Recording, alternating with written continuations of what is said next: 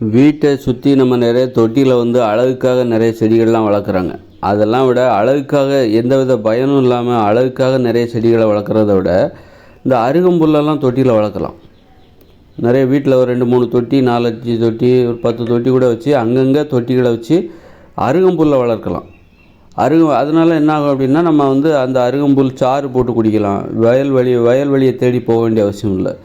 இந்த மாதிரி நம்ம தொட்டியில் அருகம்புல்லை வளர்க்கலாம், மூலிகைகளை வளர்க்கலாம். குறிப்பாக அருகம்புல் சாறு குடித்தா நல்லதுன்றாங்களோ, அப்போ அருகம்புல்லை அந்த தொட்டி செடிகளில் அழகுக்காக வளர்க்குற தாவரத்துக்கு பதிலாக இந்த அருகம்புல்லை வளர்ப்பதன் மூலம் அப்பப்போ நம்ம அதை அரைச்சி ஜூஸ் போட்டு குடிச்சிக்கலாம். அதனால் ஏற்படுகிற நன்மைகளை நம்ம தெரிஞ்சுக்கலாம். இத்தனை நாள் நம்ம இது சாப்பிடாமல் போயிட்டோமே, இப்போ அருகம்புல்லுன்னா என்னென்னே தெரியாது மக்களுக்கு. அப்போ அதை எதுன்னு அடையாளம் கண்டு அந்த அருகம்புல்லை வீட்டில் தொட்டி செடியில் வளர்க்கணும். அது மாதிரி இந்த மூலிகை செடி வீட்டை சுற்றி நிறைய தொட்டி செடி இருக்குது. ஆனால் பார்த்திங்கன்னா வெறும் அழகுக்காக தான் இருக்குது. பார்த்திங்கன்னா நிறைய வீட்டில் பார்த்திங்கன்னா இது விலை உயர்ந்த அழகு தாவரங்களாக தான் இருக்குது. ஆனால் அதுக்கு என்ன மருத்துவ குணம் இருக்குது அப்படிங்கிறது யாருக்குமே தெரியாது. வெறும் அழகுக்காக மட்டுமே வளர்க்குறாங்க. ஆரோக்கியத்துக்காக வளர்க்கணும். நம்ம அதுக்காக தண்ணி ஊற்றுறோம், நேரம் செலவழிக்கிறோம். அதனால் என்ன பயன்? வெறும் அழகாக மட்டும்தான் இருக்குது. ஆரோக்கியத்தை அது தருது. ஆரோக்கியம்தான் அழகுங்கிறத முதல்ல தெரிஞ்சு, நமக்கு ஆரோக்கியத்தை எது தருதோ அதுதான் அழகு. வெறுமனே அழகாக மட்டும் இருக்குது, அதுக்காக நேரத்தை செலவழிக்கிறோம், தண்ணியை செலவழிக்கிறோம் அப்படின்னா அந்த உழைப்பும் வீணாக போகுது, அதுக்கு செலவழிக்கிற தண்ணியும் வீணாக போகுது. அந்த தொட்டிகளுக்காக நம்ம பணத்தை செலவு பண்ணி தொட்டி வாங்குகிறோம், அப்புறம் அந்த பணமும் வீணாக போகுது, நேரமும் வீணாக போகுது. அதுக்காக நேரத்தை செலவழிக்கிறோம், அந்த நேரமும் வீணாக போகுது. அதனால் அர்த்தமற்ற உழைப்பு இது, போலியான அர்த்தமற்ற ஒரு உழைப்பு தான் இது. அதனால் என்ன பண்ணால் நம்ம உழைப்பு அர்த்தமுள்ளதாக இருக்கும். நம்ம நேரம், நம்முடைய பணம் எல்லாத்தையும் அர்த்தமுள்ளதாக மாற்றோம்னா இந்த வீட்டை சுற்றி பயன் தருகிற மரங்களை, செடிகளை வளர்க்கணும். பயன் தருகிற மரங்களையும் செடிகளையும் கொடிகளையும் நீங்கள் தொட்டி செடியில் வளர்த்தா கூட அது பயன் தருவதாக இருக்க வேண்டும். இப்போது ஒரு பூ வளர்க்குறீங்க, பூச்செடி வளர்க்குறீங்க, மல்லிகைப்பூ செடி வளர்க்குறீங்க அப்படின்னா அது வீட்டில் உள்ள பெண்கள் அவங்க தலையில் வச்சுக்கிறதுக்காக வளர்க்குறாங்க அப்படின்னா அது கூட ஒரு வகையான பயன்தான்.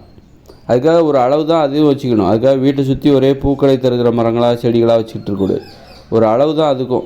ஒரு ரோஜாப்பூ, 2-3 ரோஜாப்பூ செடி வச்சா போதும். மற்றதெல்லாம் இந்த அருகம்புல், துளசி, அது மாதிரி நிறைய மூலிகைகள் நிறைய இருக்குது, அதை வளர்க்கணும். அதனால் டெய்லி பறிச்சோமா, வீட்டுக்கு பக்கத்துலேயே தொட்டி செடியில் நம்ம அருகம்புல்லை தேடி காடு கரன்னு வயல் வரப்புன்னு அலைய வேண்டிய அவசியம் இல்லை. வீட்டுக்கு முன்னாடியே தொட்டி செடியில் நம்ம வளர்க்குறோம், தண்ணி ஊற்றுறோம். அதுக்கு ஏன் தண்ணி ஊற்றணும் அப்படிங்கிற எண்ணமும் நமக்கு அப்போ தான் தெரியும். தண்ணி ஊற்றினா தான் இந்த அருகம்புல் ஒழுங்காக வளரும். அதுலேருந்து நம்ம அப்பப்போ பறித்து அரைச்சி ஒரு சாறு பிழிஞ்சு அதை குடிக்கலாம். உடம்பு நல்லாயிருக்கும் அப்படிங்கிற அந்த புரிதல். நம்ம ஏன் செய்கிறோம், அந்த வேலையை ஏன் செய்கிறோம், ஏன் செய்யணும், எதுக்காக செய்கிறோம், நம்ம உடல் ஆரோக்கியத்துக்கு அது நமக்கு பயன்படுகிறது. வெறும் அழகுக்காக மட்டுமே வச்சுக்கிட்டு அதுக்கு தண்ணியை ஊற்றிக்கிட்டு அது மாதிரி போலித்தனமான உழைப்பு, வீணாக நேரத்தை வீணடிப்பது, அது சமூக விரோத செயல். அது ஒரு திருடுற மாதிரி தான், ஒரு குற்றம். அது நேரத்தை வீணாக செலவழிப்பது, அப்புறம் உழைப்பை வீணடிப்பது, உழைப்பையும் நேரத்தையும் வீணடிப்பது. இது அப்புறம் நீர் வளத்தை வீணடிப்பது. தண்ணி அதுக்காக ஊற்றுறோம். இந்த தண்ணிக்காக எவ்வளோ கஷ்டப்படுறாங்க மக்கள் உலகத்தில். அப்படி இருக்கும்போது அந்த தண்ணியை இந்த மாதிரி பயனற்ற தாவரங்களுக்கு, வேறு அழகுக்காகவே வளர்க்கப்படுகிற தாவரங்களுக்கு ஊற்றாதீங்க. ஏன் துளசி செடி பார்த்தா அழகாக இல்லையா? ஒரு அருகம்புல் பார்த்தா அதில் உள்ள அழகை தேர்ந்தெடுங்க, அதில் உள்ள அழகை தேடுங்க. துளசி அருகம்புல் வளர்த்தா அது அழகு கிடையாதா என்ன?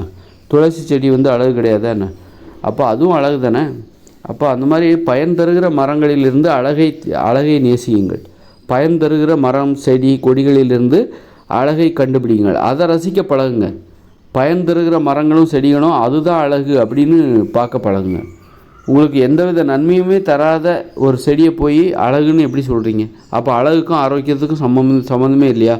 அது உங்களுக்கு நன்மையை தர. ஒரு நண்பன் இருக்கான் அப்படின்னா அவன் பார்க்குறக்கு அழகாக இருக்கான், ஆனால் அவன் எந்த உதவியுமே செய்ய மாட்டான் ஐயா, ஆனால் அவனுக்காக நீங்கள் எல்லாத்தையும் செய்வீங்க அப்படின்னா அது நல்ல நண்பனா கெட்ட நண்பனா? அது அந்த மாதிரி நண்பன் நமக்கு தேவையா?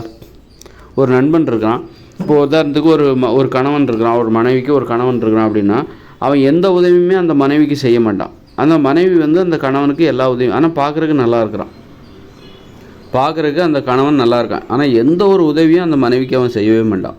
ஆனால் அந்த மனைவி டெய்லி அவனுக்கு எல்லாத்தையுமே கொடுக்குறா, சாப்பாடு கொடுக்குறா, நேரம் செலவழிக்கிறா.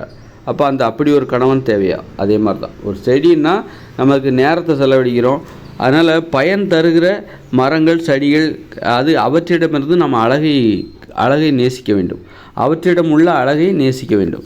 நம்ம என்ன பண்ணுறோம், அருகம்புல்லெல்லாம் அழகு கிடையாது, துளசியெல்லாம் அழகு கிடையாது, அழகுக்குன்னே சில தாவரங்கள் இருக்குது, அதைத்தான் வளர்க்கணும், அதுதான் அழகுன்னு சொல்லிட்டு அருகம்புல்லை அசிங்கப்படுத்திகிட்டு இருக்கோம்.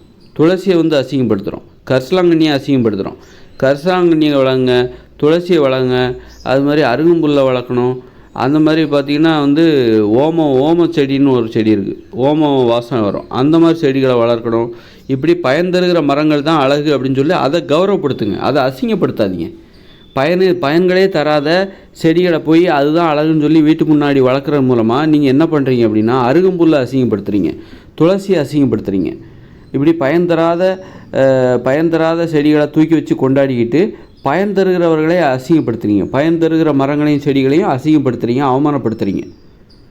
அதனால் வந்து தண்ணியை வந்து வீணாக செலவழிக்கிறீங்க, அது ஒரு குற்றம். தண்ணியவும் நேரத்தையும் உழைப்பையும் வீணாக செலவழிக்கிறீங்க. பொருள் அந்த தொட்டி செடியில் வந்து நீங்கள் ஒரு அழகுக்காக ஒரு தாவரத்தை வளர்க்குறீங்க அப்படின்னா அதனால் வேறு எந்த பயனுமே கிடையாது அப்படின்னா அதுக்காக நீங்கள் தண்ணியை செலவழிக்கிறீங்க. அந்த தொட்டி செய்கிறதுக்காக அந்த தொட்டி செய்கிறதுக்கு மண் தேவைப்படுது, அது இயற்கை வளம்.